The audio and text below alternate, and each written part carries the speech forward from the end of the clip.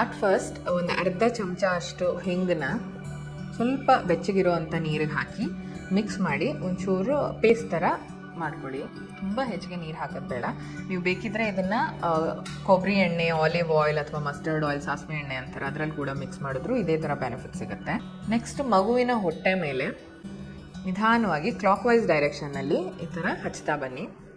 ಮಗುವಿನ ಒಕ್ಕಳದ ಭಾಗಕ್ಕೆ ಹೋಗ್ಕೂಡ್ದು, ಹಾಗೆ ನೋಡ್ಕೊಳ್ಳಿ. ಬೇಕಿದ್ರೆ ಒಂದು ಪುಟಾಣಿ ಬಟ್ಟೆ ರೌಂಡ್ ಮಾಡಿ ಹತ್ತಿನೋ ಏನೋ ಅಲ್ಲಿ ಒಕ್ಕಳಕ್ಕೆ ಇಟ್ಬಿಟ್ಟು ಮಾಡೋದು ಒಳ್ಳೇದು.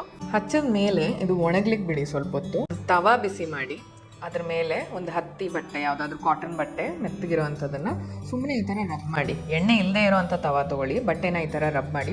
ಏನಾಗಬೇಕು, ಒಂದು ಸ್ವಲ್ಪ ಬಿಸಿ ಆಗಬೇಕಷ್ಟೇ.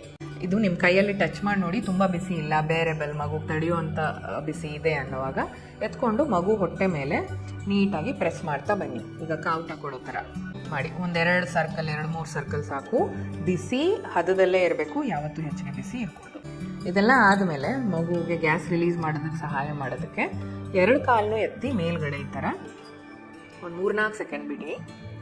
2 ಕಾಲು ಆದಮೇಲೆ ಒಂದೊಂದು ಸರಿ ಒಂದೊಂದು ಕಾಲು ಆಪೋಸಿಟ್ ಡೈರೆಕ್ಷನಲ್ಲಿ ಈ ಥರ ಪ್ರೆಸ್ ಮಾಡ್ತಾ ಬನ್ನಿ. ಇದನ್ನು ಒಂದು 4-5 ಸರಿ ಮಾಡಿ. ಹಾಗೆ ಮಗು ಗ್ಯಾಸ್ ರಿಲೀಸ್ ಮಾಡಿಲ್ಲ ಅಂದರೆ ಎದೆ ಮೇಲೆ ಹಾಕ್ಕೊಂಡು ತೇಗಿಸ್ಲಿಕ್ಕೆ ಪ್ರಯತ್ನ ಪಡಿ. ಎಲ್ಲ ಆದಮೇಲೆ ಎಲ್ಲಿ ಹಚ್ಚಿದ್ರು ಒದ್ದೆ ಬಟ್ಟೆ ತೊಗೊಂಡು ಹಿಂಗೆ ಪೇಸ್ಟ್ ಹಚ್ಚಿದ ಜಾಗನ ಒರೆಸ್ಬಿಡಿ.